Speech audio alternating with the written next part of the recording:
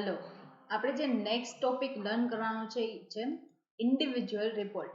તો ઇન્ડિવિજ્યુઅલ રિપોર્ટની અંદર તમારે શું, એની અંદર તમારે કઈ રીતે રિપોર્ટ લખવાનો છે, એનું ફોર્મેટ શું છે, એ ફોર્મેટ ને બધું આપણે લર્ન કરવાનું છે.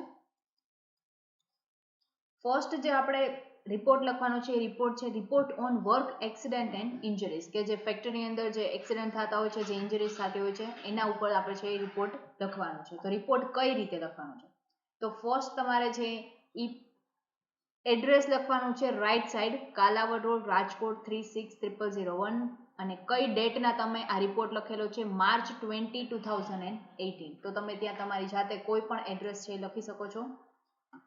અને જે ફેક્ટરીની અંદર માનો કે તમારે રિપોર્ટ છે એ લખવાનો છે, તો એ ફેક્ટરીનું છે નેમ ને બધું છે એ તમારે લખવાનું છે. તો એ ફેક્ટરીનું જે એડ્રેસ, એનું નેમ છે એ બધું આવશે રાઈટ સાઈડ, કોણ વ્યક્તિએ લખેલો છે એ બધું right side. The supervisor, Rajkot management company limited, Kalawad road, Rajkot 360001. તો આ તમારે છે એ જે વ્યક્તિને તમે લખો છો, બરાબર છે, અને એનું એડ્રેસ શું છે એ તમારે રાઈટ સાઈડ લખવાનું છે, અને તમારું જે એડ્રેસ છે એ left side. Report on work accident and injuries ની અંદર તમે જ્યારે લખો, બરાબર છે, તો તમે જે એડ્રેસ, તમારે કોઈ નેમ મેન્શન કરવું છે તમારું, બરાબર છે, તો એ બધું જ આવશે રાઈટ સાઈડ, અને જે વ્યક્તિને તમે લખો છો, બરાબર, એ left side. Dear sir, reporting your work accident and injuries. તો તમારે જે ટોપિકની ઉપર તમારે લખવાનો છે રિપોર્ટ, એ રિપોર્ટનું તમે ડિયર સર લખાય છે, બરાબર છે, પછી એની એક્ઝેક્ટ મિડલમાં, એની એક્ઝેક્ટ નીચેની લાઇનમાં મિડલની અંદર તમારે છે એ રિપોર્ટનો સબ્જેક્ટ લખવાનો છે, કે તમે કયા સબ્જેક્ટ ઉપર રિપોર્ટ લખો છો. ધેન આફ્ટર તમારે એની અંદર કન્ટેન્ટ શું લખવાનું છે. Please accept this letter as return notice that on date at time, અને એની અંદર તમારે ડેટ અને ટાઈમ છે એ મેન્શન કરવું હોય તો તમે કરી શકો, અદરવાઇઝ તમે આમાં જેમ લખેલું છે ડેટ અને ટાઈમ એવી રીતે લખી શકો છો. I was involve in the following work accident, give details. Immediately after the accident, I spoke with the name of the person with whom you spoke. તો આઈ સ્પોક વિથ, કે તમે જેની સાથે વાત કરો છો એ વ્યક્તિનું તમારે ત્યાં નેમ લખવાનું છે. And what happen post accident including medical treatment if you have obtain it. તો તમે કોઈ મેડિકલ ટ્રીટમેન્ટ લીધી છે અને તે એક્સિડન્ટ પછીની જે ઇફેક્ટ શું છે એ તમારે ત્યાં મેન્શન કરવી, માનો કે તમને ખ્યાલ છે તો તમે ત્યાં મેન્શન કરી શકો છો. I am in the process of having my injuries evaluated based on my treatment regime. Thus far, it is my understanding that I suffered the following injuries. List injuries. તો પછી માનો કે તમે લખેલું છે કે I suffered following injuries, તો તમને જે પણ મગજમાં આવે કે આ ટાઈપની ઇન્જરીઝ થઈ શકે છે, તો તમે ઇન્જરીઝ છે એનું લિસ્ટ છે એની અંદર તમારે લખવાનું છે.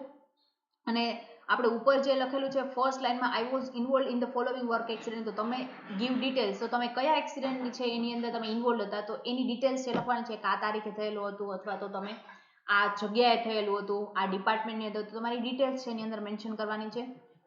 List injuries, I have received the following restriction, list restriction. તો માનો કે તમે જે રિસ્ટ્રિક્શન્સ છે તમને મળેલા છે, કે આ ટાઈપના રિસ્ટ્રિક્શન છે એ તમારે લેવાના છે, આ ટાઈપની તમારે કેર કરવાની છે. જે ડોક્ટર્સ પાસેથી, માનો કે તમે જે ડોક્ટર પાસે ટ્રીટમેન્ટ કરાવી છે, ડોક્ટરનું નેમ મેન્શન કરવાનું છે. તો I have received the following restriction list.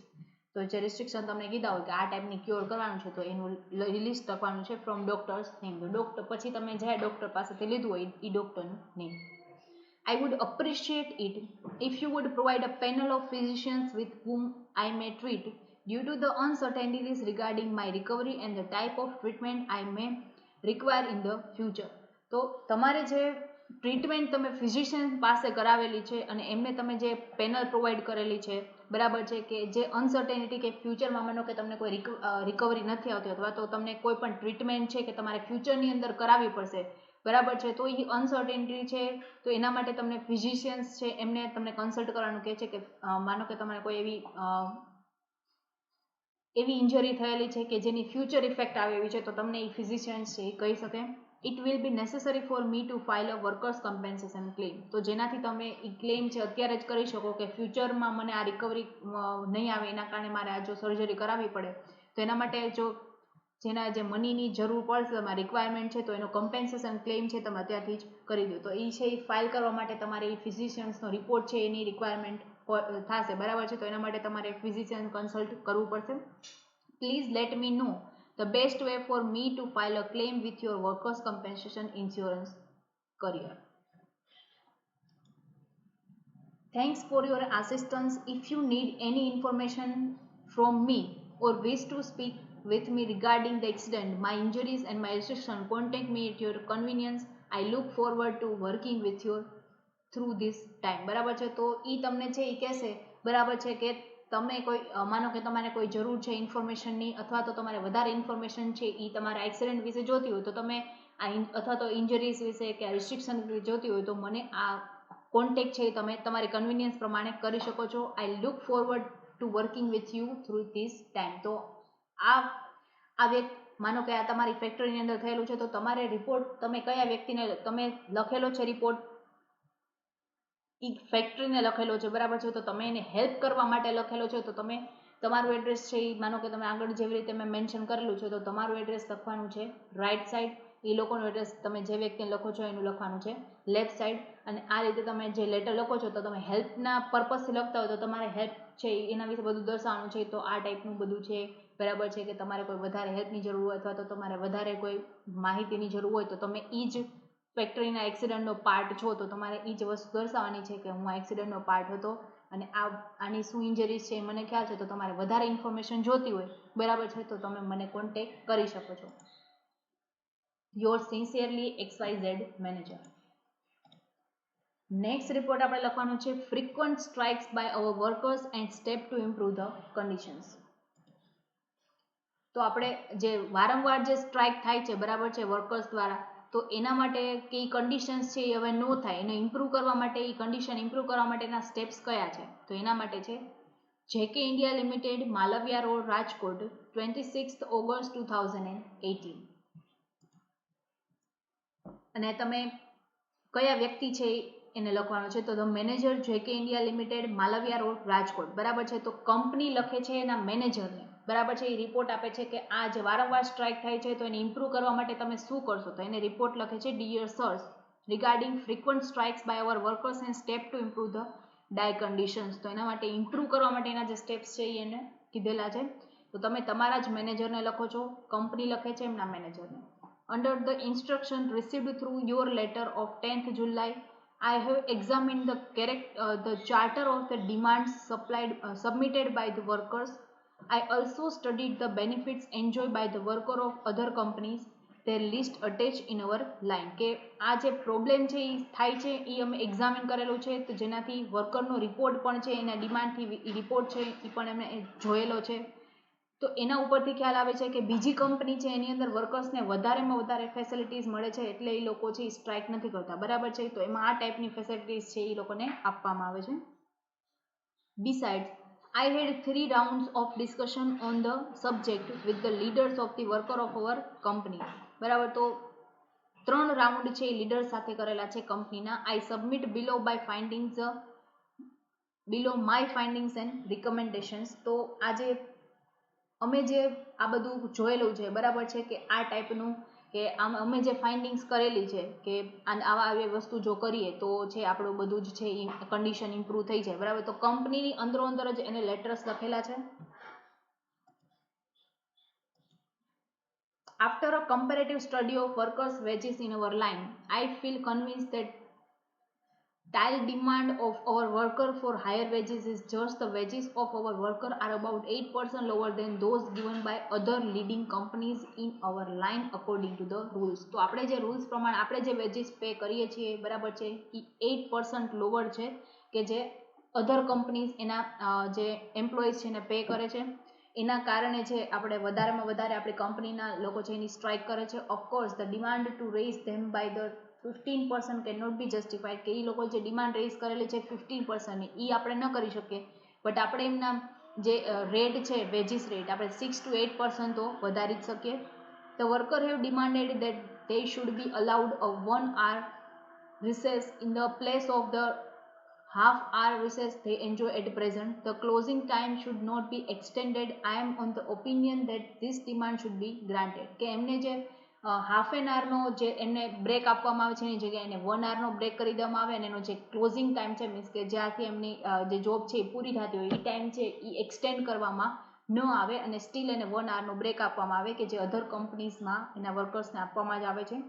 I am on the opinion that this demand should be granted. તો અમે એ ઓપિનિયનમાં છીએ કે આ ડિમાન્ડ છે એમની પૂરી થવી જોઈએ. Till now they had been working for the 8.5 hour a day. It must be appreciated that they worked for half an hour more a day during the pioneering year of company. Their third important demand concerned recruitment. Their demand is that 10% of the vacancies should be kept reserved for their relatives. તો એ જે કે India કંપનીને કહે છે, એના manager કહે છે કે મેનેજર એવું કીધેલું છે કે તમે આપણા જે એમ્પ્લોઈઝ છે કે એના રિલેટિવને પણ અમુક જે માનો કે 10% વેકેન્સીસ છે તો એના માટે રિઝર્વ રાખો કે જેથી એના જે સારા નોલેજેબલ પર્સન્સ છે તો એમને પણ એના રિક્રુટમેન્ટનો રેફરન્સ આપી અને રિક્રુટમેન્ટ કરાવી શકે.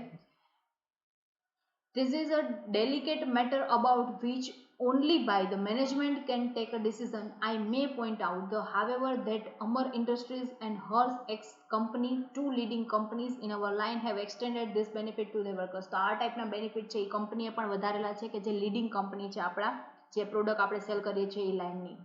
Reserving a very small portion of vacancies for the relatives of the worker of the company would be good progressive step capable of the winning lasting goodwill. તો જેનાથી આપણે કંપનીની ગુડવિલ પણ વધશે. તો આમાં છે મેનેજર છે આ બધું એની કંપનીને કહે છે, બરાબર છે. તો મેનેજર રિક્વેસ્ટ કરે છે, કંપનીને રિપોર્ટ લખે છે કે આ ટાઈપની વસ્તુ છે એ તમે કરી શકો છો, બરાબર છે. તો જે કે ઇન્ડિયા કંપની છે એનું જે આપણે રાઈટ સાઈડમાં લખેલું છે એને લખે છે, બરાબર છે. તો જે કે ઇન્ડિયા કંપનીને મેન્શન કરીને લખે છે એટલે જે કે ઇન્ડિયા કંપનીનું છે એ ત્યાં જ આવશે કે જે કે ઇન્ડિયા કંપનીને મેન્શન કરીને આ બધું જ લખવામાં આવે છે, એના રિક્વેસ્ટ કરવામાં આવે છે through report. Some of the items on the charter spell serious grievances. It is complained that some supervisors victimize the worker who neither flatter them nor occasionally present them with the gifts. તો ઘણીવાર એમને કંઈ occasion નથી steel એમને present આપવામાં gifts આપવામાં આવે જેનાથી એમનો જે ઇન્થુઝિયાઝમ છે એ ઇન્ક્રીઝ થશે. Another item on the charter refers to the occasional thefts in the factory. તો ઘણીવાર છે એ આપણા ઓફિસની અંદર છે અથવા તો ફેક્ટરીની અંદર જે થેફ્ટ થાય છે એના કારણે થાય છે કે તમે એને પૂરેપૂરું વેજીસ નથી આપતા અથવા તો એ કાંઈ વસ્તુ છે એમને જે પ્રોપર બેનિફિટ મળવા જોઈએ અધર કંપનીઝના કમ્પેરિઝનમાં એ નથી મળતા, એના કારણે આ બધું જ સિચ્યુએશન ક્રિએટ થાય છે. It says that they are wrongly attributed to the workers. The leaders said they suspect that some supervisors themselves were the real culprit. I recommend that committee be set up to inquire into the above and other grievances. તો એ છે એમને request કરે છે કે એક committee બનાવવામાં આવે કે કોઈ વ્યક્તિને સીધો જ કલ્પ્રિટ છે એ માનો કે આપણે એને કહી દઈએ છીએ કે આ જ વ્યક્તિ કલ્પ્રિટ છે, એની જગ્યાએ કમિટી બેસાડવામાં આવે અને એની એ છે ઇન્ક્વાયરી કરી અને પછી જ જે બધા ગ્રાઇવન્સીસ છે એમનું સોલ્યુશન નીકળે. This will satisfy the worker and truth will come out. તો એનાથી જે છે એ વર્કરને સેટિસ્ફેક્શન મળશે અને જે સાચી વસ્તુ હશે એ બહાર આવશે, બરાબર છે. તો આનાથી છે તમારા આપણે જે કંપની અંદર સ્ટ્રાઇક થાય છે એ આપણે ઓછા કરી શકીએ. There are number of other items on the charter, but they seems to have been included by the leaders to be in bargaining position. I have gathered the impression from my discussion with the workers leader that the settlement of above mentioned issues will satisfy the worker. તો એ છે એ કહે છે કે આપણે જે અત્યારે જે workers જે છે એમને જે ડિમાન્ડ કરેલી છે અથવા તો જે સ્ટ્રાઇક ઉપર છે તો સ્ટ્રાઇક ત્યારે જ પૂરી થશે જ્યારે એને ઉપરની જેટલી પણ આ સિચ્યુએશન છે એનું સોલ્યુશન આવશે તો જ એની ડિમાન્ડ સેટિસ્ફાઈડ થશે તો જ. It is my considered opinion that many of the demands spelled out by the workers on the charter they have submitted are reasonable and some of the grievances are genuine. તો ઘણા બધા એવા જે એના grievances છે કે જે genuine છે તો એનું સોલ્યુશન આવવું જ જોઈએ. It is highly unlikely therefore that the worker can persuaded to withdraw the call from the undefined strike unless as recommended above. A few reasonable demands are accepted and steps are taken to remove the genuine grievances. તો આ grievances છે એ remove થાય એના માટે અલગ અલગ steps છે, few reasonable steps છે કે જે આપણે લેવા પડે, જે ઉપર મેન્શન કરેલા છે તો એ લઈશું તો એમનો સ્ટ્રાઇક છે એ જેટલી સ્ટ્રાઇક ફ્રિકવન્ટલી થાય છે ઓછી થઈ જશે. યોર્સ ફેથફુલી XYZ સેક્રેટરી લખે છે એની કંપનીને. નેક્સ્ટ રિપોર્ટ છે report on inquiry into the charges against an employee. New station Bangalore, April 28, 2018 to Managing Director Kohinoor Watches Limited, New Station, Bangalore. Respected sir, with the loads of reluctance and heavy heart, તો તમારા જે heavy heart છે, તમે વધારે સારું દિલ રાખીને તમે જે બધાને કરો છો તો આ ચાર્જીસ છે એના માટે એમને કીધેલું છે.